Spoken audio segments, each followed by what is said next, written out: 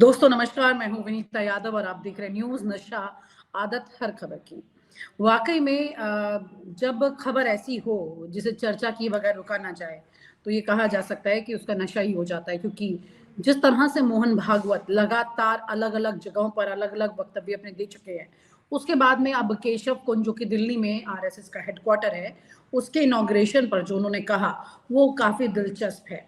उनकी बातों को अगर ध्यान से सुने तो वो कई बातें सीधे-सीधे तौर पे नहीं कहते, हमेशा इनडायरेक्टली कहते हैं और जो वो बात कहते हैं, इशारा जहाँ होता है वहाँ पहुँच जाता है। इसी तरह की तमाम तरह की तस्वीरें पहले भी देखने को मिली हैं। ऐसे ही कुछ इनडायरेक्ट तरीके से जेपी नड्डा ने भी जवाब दे दिया था और उसके बाद जो तलवारें खींची बीच में वो सबने देखी। लेकिन अभी वो कह रहे हैं कि अभी सब अनुकूलता है, विरोध और उपेक्षा हमें सावधान रखते हैं। चारों ओर अनुकूलता है, अब स्वयं ही अपने आप को सावधान रखना पड़ेगा। तो क्या वाक़ई में इस वक़्त ये कहा जाएगा कि ये सावधान रहने की बात वो किसके लिए कह रहे हैं? आइए चर्चा शुरू करते हैं वरिष्ठ पत्रकार राजेश बादल जी के साथ और उन्हीं से समझेंगे सर से कि क्या वाक़ई में सर ये सावधान होने वाली बात उन तक सीमित है या फिर ये सावधान होने वाली बात उन्होंने इशारों में मोदी जी को कह डाली है? धन्यवाद विनीता। देखिए, मोहन भागवत ने आज अपने जो भाषण उन्होंने दिया है उसमें दो चीजें बड़ी बहुत ही अपने अंदाज में उन्होंने स्वीकार की हैं। जैसे उन्होंने कहा कि संघ की जो है वो दशा बदली है, दिशा नहीं बदली। अब दशा बदलने का उनका संकेत क्या है? दिशा बदलने की तो बात स्पष्ट है कि दिशा संघ की हमेशा से हिंदुत्ववादी रही है और वो उस विचारधारा से कभी भी हटे नहीं। तो दिशा तो नहीं बदली, लेकिन दशा बदली है, ये जो उनका कहना है। मैं आपको बताता हूं कि दशा दरअसल बदल दी है नरेंद्र मोदी ने। नरेंद्र मोदी ने आरएसएस को जितना नुकसान पहुंचाया है, उतना तो कभी कांग्रेस ने नहीं पहुंचाया। आरएसएस, भले ही वो आरएसएस के कार्यकर्ता रहे हैं नरेंद्र मोदी जी, लेकिन आप याद करिए कि पिछले 10 वर्षों में वो, मेरा ऐसा ख्याल है, जो याददाश्त है मेरी, वो 4 बार नागपुर गए और संघ के कार्यालय में मत्था टेकने नहीं गए। अटल बिहारी वाजपेयी भी ऐसा नहीं करते थे और अटल बिहारी वाजपेयी जो सर्वाधिक उदारवादी नेता बीजेपी में माने जाते थे, वो एक बार अगर आरएसएस के दफ्तर में नहीं जाते तो एक बार ये बात समझ में आती है कि आरएसएस के बहुत सारे मसलों पर, बहुत सारे मामलों पर अटल बिहारी वाजपेयी का मतभेद जग जाहिर है, हमें पता है।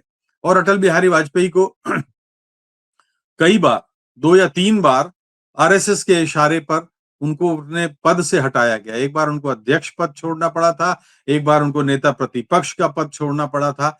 तो वो भी लेकिन आरएसएस के मुख्यालय जाते रहे। लेकिन नरेंद्र मोदी जी ना तो आरएसएस के दफ्तर में गए, ना ही गुरु गोलवलकर जो हैं उनकी समाधि पर मत्था टेकने गए।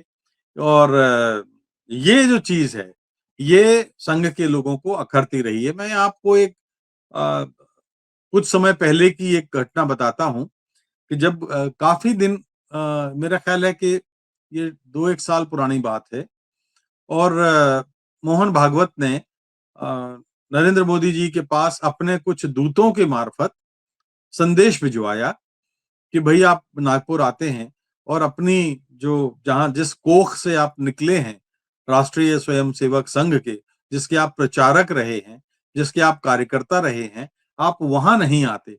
इससे बड़ा संदेश कार्यकर्ताओं के बीच में हतोत्साहित करने वाला जाता है कि क्या कारण है कि हमने जिनको प्राइम मिनिस्टर बनाया वो हमारे ही घर नहीं आते, वो अपने घर आना भूल गए। तो जो लोग ये संदेश लेके गए थे, उनसे मोदी जी ने ऐसा कहा, बताया जाता है कि भाई देखो, अगर मैं आरएसएस में मोहन भागवत से वरिष्ठ हूं और अगर मैं प्राइम मिनिस्टर नहीं होता तो बहुत संभव है कि मैं वहां बैठा होता जहां मोहन भागवत बैठे हैं। अब ये ख्याल है मोदी जी का, क्योंकि आज तक महाराष्ट्र और कोंकण और उसके बाहर तो नेतृत्व कभी आरएसएस का गया नहीं। फिर भी अगर मोदी जी ये सोचते थे तो ये इससे आरएसएस को बड़ा झटका लगा। और सबसे बड़ा डेंट जो मोदी जी की सरकार ने और मोदी जी के मतलब भारतीय जनता पार्टी के राष्ट्रीय अध्यक्ष ने और भारतीय जनता पार्टी की नीतियों ने किया। पहला, आपको याद है जेपी नड्डा ने पिछले चुनाव के से पहले एक बयान दिया था। उस बयान में उन्होंने साफ कहा था कि भारतीय जनता पार्टी को अब राष्ट्रीय स्वयंसेवक संघ की बैसाखी नहीं चाहिए। भारतीय जनता पार्टी अपने दम पर चुनाव लड़ सकती है। ये बात औपचारिक बयान है, कोई छिपा हुआ बयान नहीं है। और जब उन्होंने ये बात कही तो ये बड़ा झटका था राष्ट्रीय स्वयंसेवक संघ के लिए, क्योंकि जो संघ का विधान है और भारतीय जनता पार्टी का जो संगठन का जो ढांचा है, उसमें एक बड़ी संख्या बीजेपी में, लगभग अगर मैं अंदाज करूं तो 40 से 45% संघ के कार्यकर्ता बीजेपी में होते हैं। वो सत्ता में शामिल होते हैं, वो मंत्री बनते हैं, वो विधायक बनते हैं और वो एक तरह से उनकी पहली प्रायोरिटी संघ होती है और उसके बाद भारतीय जनता पार्टी आती है, क्योंकि उनका मानना ये होता है कि संघ ने ही तो बीजेपी को पैदा किया। और बात भी सच है, इसमें कोई झूठ तो है नहीं। तो जब ऐसा है तो संघ के कार्यकर्ता जो आज बीजेपी में शामिल हैं, वो बड़े ठिठक गए, उनको उनको बड़ा सदमा पहुंचा।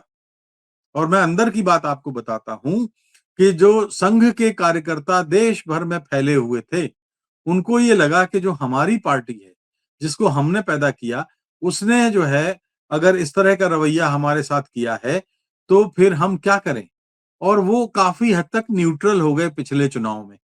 और पिछले चुनाव में एक कारण, बहुत बड़ा कारण ये भारतीय जनता पार्टी के बहुमत से अल्पमत में आने का है।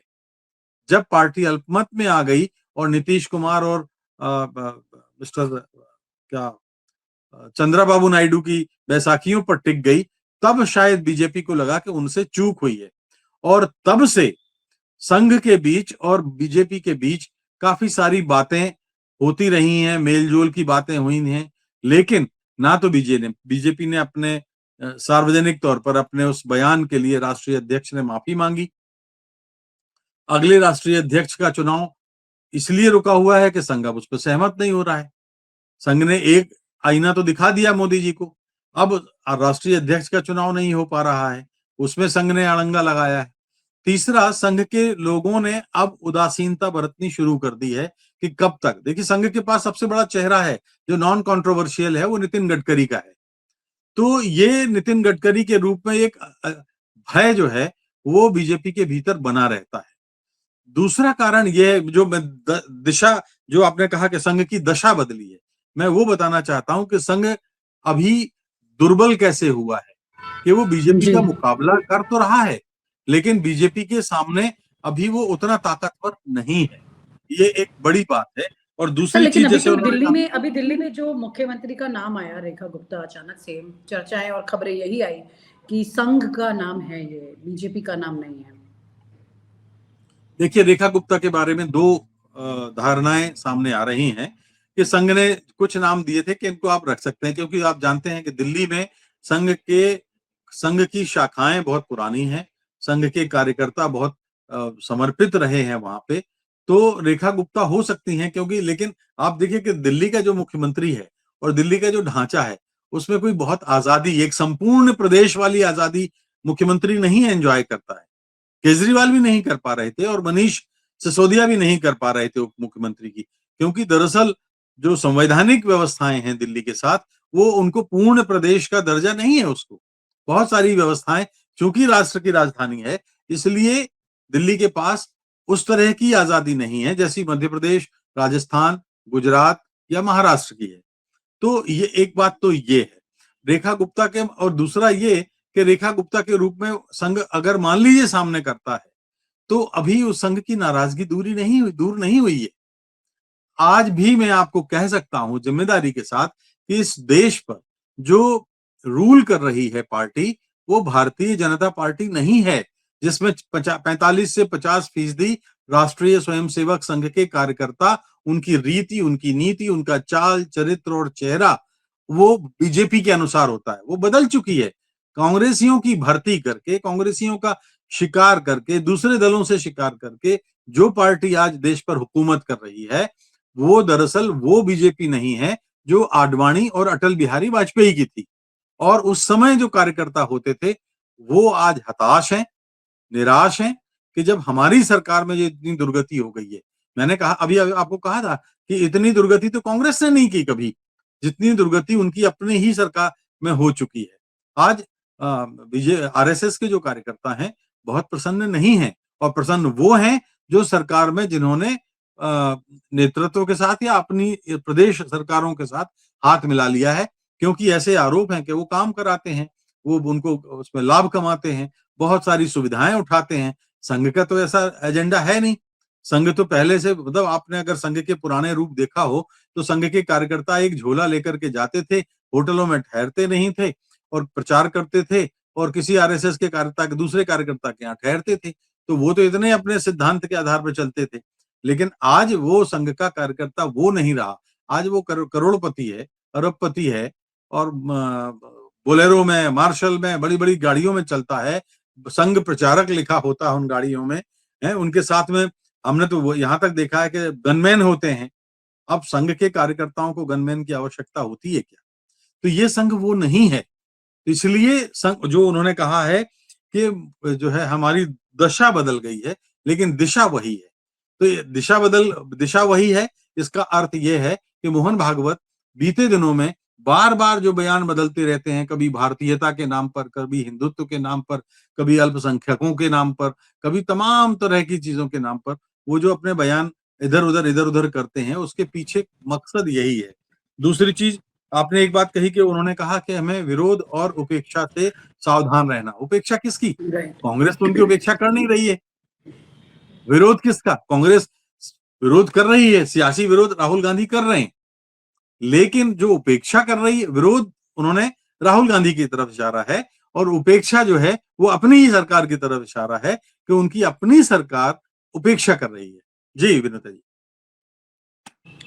सर, दशा से जिक्र ये भी तो कर सकते हैं कि करोड़ों का हेडक्वार्टर बना दिया उन्होंने। देखिए आपने और हमने तो देखा है आरएसएस का हेडक्वार्टर कैसे होता था केशव कुंज में। जी अब जी उसकी जी। जगह इतनी बड़ी इमारत खड़ी हो गई है वहां पे। देखिए, मैं आपको कहूं कि अगर बड़ी-बड़ी इमारतें, बड़े-बड़े रोड, फ्लाईओवर और मेट्रो, ये अगर देश के या किसी संगठन के आगे बढ़ने का प्रतीक है, तो माफ कीजिए, मैं उससे सहमत नहीं हूं। क्या आप उस इमारत में रहने वाले कार्यकर्ताओं का दिल जीत पाए हैं?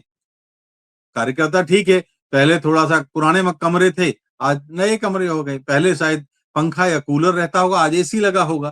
पहले कुछ पुराने पलंग होंगे, आज कुछ नए पलंग होंगे। आज आप देखिए कि लगभग हर प्रदेश में, अब जो मध्य प्रदेश में एक 95 में, जब मैं आपको बताऊं, जब मैं जिस चैनल में था और तब 95 में भारतीय जनता पार्टी का 5 स्टार ऑफिस हुआ था और वो हेडलाइन बना था उस समय। और केवल 20 साल के बाद अब आज एक और सुपर 5 स्टार बन गया है बीजेपी के दफ्तर। लेकिन बीजेपी की दशा अलग है। दिशा बेशक उनकी वही है, लेकिन दशा अलग है। जी जी सर, यानी कि यहाँ पर कुल मिला के एक आखिरी सवाल ये कि भागवत और मोदी के बीच में जो ज़बानी जंग चल रही थी, क्या उसका अंत हुआ है? क्योंकि उन्होंने ये भी कहा है कि अभी सब कुछ अनुकूल है। देखिए, अभी जो मेरी ऐसी सुनने में आ रही हैं खबरें कि लोकसभा चुनाव के बाद वो संघ के एक किन्हीं मध्यस्थों के मार्फत बार-बार बातचीतें होती हैं। कुछ बातचीत आगे बढ़ती है, कुछ टूट जाती है, कुछ बढ़ती है, कुछ टूट जाती है। अभी तो कहावत ऐसी भी है कि शायद सुन ऐसा भी रहे हैं कि अभी ग्लोबल इंडस्ट्रियल इन्वेस्टर्स मीट में प्रधानमंत्री भोपाल जा रहे हैं और वहां शायद समिधा, यानी जो आरएसएस का हेडक्वार्टर है, शायद वहां जाएं चाय पीने के लिए।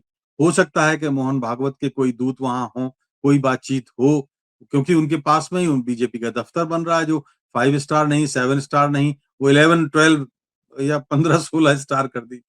तो वो ऐसा ऑफिस बन रहा है हो सकता है वहां देखने जाएंगे। तो मेरा कहना का मतलब यह है कि मोहन भागवत और मोदी के बीच में बहुत सारे निजी कारणों से भी दूरियां हैं, फासले हैं, लेकिन ये दूरी अब इतनी है कि बहुत आसान मुझे नहीं लगता पाटने के लिए।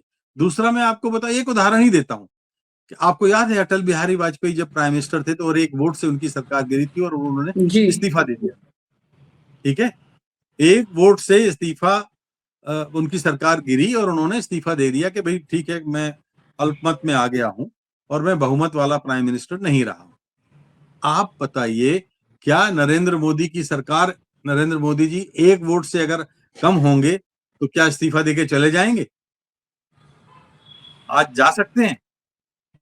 एक की जगह 10 सांसदों से अंदर ही अंदर खाने बातचीत होगी, बहुत सारे इधर के उधर लाए जाएंगे। ये अटल बिहारी वाजपेयी और नरेंद्र मोदी जी की कार्यशैली का फर्क है। तो अब मुझे नहीं लगता कि ये चीजें आरएसएस को भी पसंद आ रही होंगी। भाई जी न्यूनतम स्तर पर कुछ तो सिद्धांत होते हैं ना राजनीति में करने के, कुछ जी नियामक व्यवस्थाएं होती हैं, रेगुलेटरी अरेंजमेंट्स होते हैं जिनको सबको मानना पड़ता है। आरएसएस भी मानता है। बाकी तो आरएसएस पर लंबी चर्चा करने के लिए और उनकी पुरानी कहानियों के लिए बहुत सारा लंबा समय है कि हम कभी अलग जी से बात करेंगे। लेकिन आज जी सर मोहन भागवत के बयान का अगर मैं अर्थ निकालूं तो यही कह सकता हूं कि मोहन भागवत के बयान में विवशता भी है, हकीकत भी है, एक तकलीफ है, वेदना है, और उसकी उस वेदना को सत्तारूढ़ दल समझने के लिए तैयार नहीं है। अब ये कब तक चलता है? मेरा ख्याल है कि ये जो मैं अक्सर कहता हूं कि ये सरकार संभवतया पूरे 5 साल ना करे, क्योंकि मोदी जी को पूरे 5 साल बैसाखियों पर टिकी सरकार पसंद नहीं है। और अगर मध्यावधि चुनाव हुए तो भारतीय जनता पार्टी और मोहन भागवत के रिश्ते कैसे होंगे, यानी संघ के रिश्ते कैसे होंगे, ये एक देखने वाली बात है। आने वाले दिनों में शायद इसका खुलासा हो। जी जी सर, बहुत-बहुत शुक्रिया सर। बहुत सारी बातें हैं इसमें जो आगे आने वाले वक़्त में भी देखने को मिलेंगी और बहुत सारी घट भी चुकी हैं। Thank you so much sir, आपका वक़्त इस धन्यवाद। खास मुद्दे पर साझा करने के लिए। और आप हमसे जुड़े रहने के लिए सब्सक्राइब करें YouTube पर, फॉलो करें Twitter पर और लाइक करें Facebook पर। और ज्यादा जानकारी के लिए आपको टाइप करना होगा सिर्फ न्यूज़ नशा।